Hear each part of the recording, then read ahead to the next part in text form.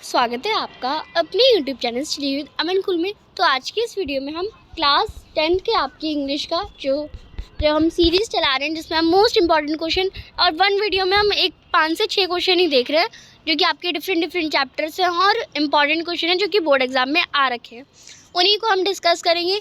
आपको क्वेश्चंस मिल जाते हैं बट आंसर नहीं मिलता, और आपको ना कैसे कम लाइंस में, क्योंकि इंग्लिश में अगर आप ज़्यादा भी लिख देते हैं ना तो आपके नंबर कट जाते हैं, बिकॉज लैंग्वेज सब्जेक्ट है। तो आज हमने बाकी को क्वेश्चन स्टार्ट करते हैं। तो फर्स्ट क्वेश्चन है,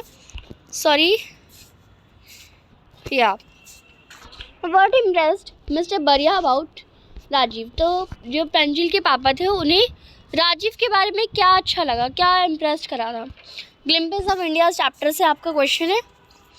तो मिस्टर बरुआ जो थे वो सरप्राइज थे राजवीर के, because he was the only school child and yet he know interesting facts about tea cultivation. क्योंकि वो एक स्कूल का बच्चा था और उन्हें टी के बारे में इतने ज़्यादा इंटरेस्टिंग फैक्ट पता थे। He told mister Barua that it was second flush और the sprouting period of tea leaves. Rajiv ने मिस्टर बरुआ को बताया कि ये सेकंड फ्लश का टाइम चल रहा है, यहाँ पे ये sprouting period of tea leaves है एंड इट लास्टेड ऑन, और ये मई से जुलाई तक चलता है और ये बेस्ट टी का सीज़न होता है। He inconsistence and his love of learning new thing had impressed mister Barua. और यही सब चीज़ें मिस्टर बरुआ की उसे इम्प्रेस करी गई, राजीव की मिस्टर बरुआ को इम्प्रेस हुआ। And mister Barua appreciate Rajveer's gathering of prior information after visiting Assam. And mister Barua ने अप्रिशिएट भी करा कि राजवीर को, कि वो हमारे साथ आया, हमारे घर आया और इतना उसे कुछ पता है। नेक्स्ट क्वेश्चन है, Kisa Gotami admitted that she was being selfish in grief. Do you agree, why and why not. Kisa Gotami ने बताया कि वो अपने ही दुख में बहुत ज़्यादा सेल्फिश हो चुकी थी, यानी अपने दुख के अलावा उन्हें और कुछ सूझ ही नहीं रहा था। तो सरमन एंड बनारस से आपका क्वेश्चन है, ऐसा क्यों हुआ, क्यों उन्हें ऐसा लगा। आप एग्री करते हैं या नहीं करते, और एग्री करते हैं तो क्यों करते हैं, ये आपका क्वेश्चन है। तो इसका आंसर हम देखेंगे। Selfishness means think of one's own interest. Selfishness का मतलब ही क्या होता है कि हम अपने बारे में ही सोचते हैं।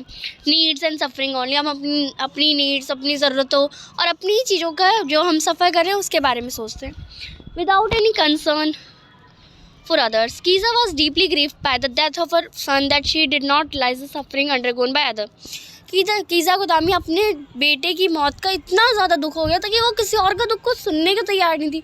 उसे अपने दुख के अलावा कुछ दुख दिख ही नहीं रहा था, बिकॉज दुनिया में तो बहुत लोग डेली पैदा भी होते हैं और बहुत लोग मरते भी हैं, बट उसे अपने दुख के अलावा, क्योंकि बहुत लोगों ने अपना बहुत चीज़ें खोई हैं, बट एज सबके घर में कोई नहीं, किसी ना किसी की डेथ हुई है, बट वो अपने ग्रीफ में ही थी। She was extremely pain by her own sorrow and like a selfish person kept lamenting her loss. यानी वो बार बार अपने दुख के बारे में बताई जा रही और उसी के बारे में रोई जा रही, ये था।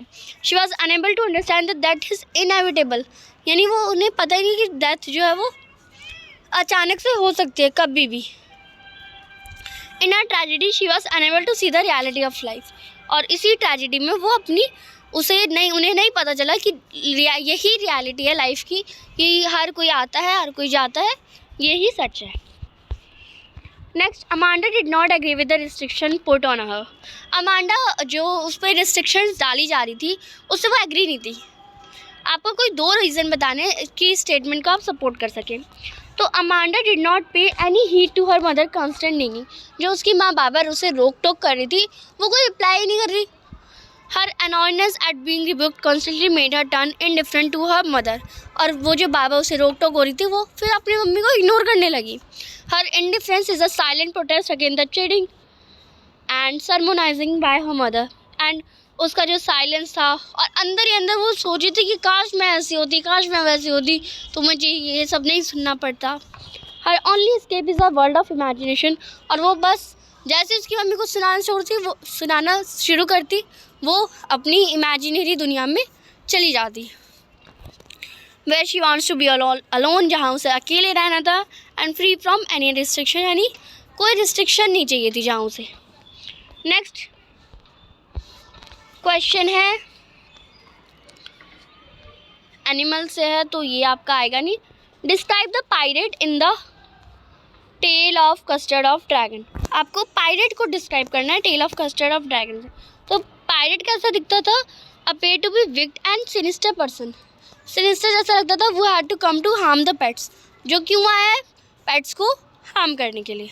She had a black bed, उसकी काली दाढ़ी थी, and had a wooden leg. He was carrying pistols and each hand and a cutlets between his teeth. यानी उसके दांतों के बीच में कटलेस थी। ही वोर a very threatening expression on his face. और बहुत डरावना सा लग रहा था, जिससे सबके डर के उसकी बेलिंडा वगैरह बेलिंडा भी डर गई और बाकी उसके जानवर जो डॉग, कैट, माउस सब डर गए। नेक्स्ट क्वेश्चन नंबर 6 है, even why did Albert E bright start a project of tagging butterfly. E bright ने बटरफ्लाई को टैग करने का जो प्रोजेक्ट था वो क्यों स्टार्ट करा?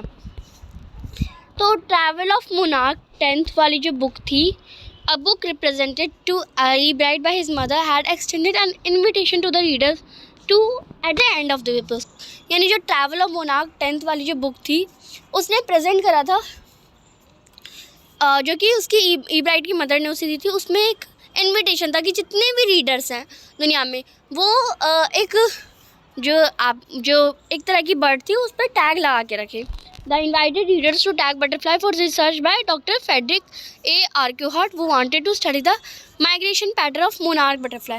तो ये monarch butterfly पे जब भी आपको monarch butterfly दिखे तो आपको टैग करना है उसके ऊपर, यानी कुछ एक तरह से निशान लगा देना है कि यस monarch butterfly और ये कहाँ से कहाँ तक जा रही है, उसका हमें माइग्रेशन बस उसकी स्टडी करनी है। So Ebright attach light adhesive tag to wing of monarchs. तो ई ब्राइट ने क्या करा? लाइट एडहेसिव टैग जो है वो मोनार्क के विंग्स में डाला, अटैच कर दिया। तो ये क्वेश्चंस थे, आई होप आपको अच्छे लगे होंगे और कुछ समझ आया होगा और आप इन्हें नोट भी कर सकते हैं। और ये मैंने आपको यहाँ पे सारे दिखा भी दिए, आप नोट कर लीजिए, आंसर मैच कर लीजिए और इन्हें याद कर सकते हैं, बिकॉज ये मोस्ट इंपॉर्टेंट क्वेश्चन है, पेपर में आ चुके हैं तो आने के चांसेस बहुत ज़्यादा हैं। एंड अभी तक चैनल को सब्सक्राइब नहीं किया तो प्लीज़ सब्सक्राइब ज़रूर करें। वीडियो अच्छी लगी तो इसे लाइक करिए, दोस्तों के साथ शेयर ज़रूर करिए। Thanks for watching, bye bye guys.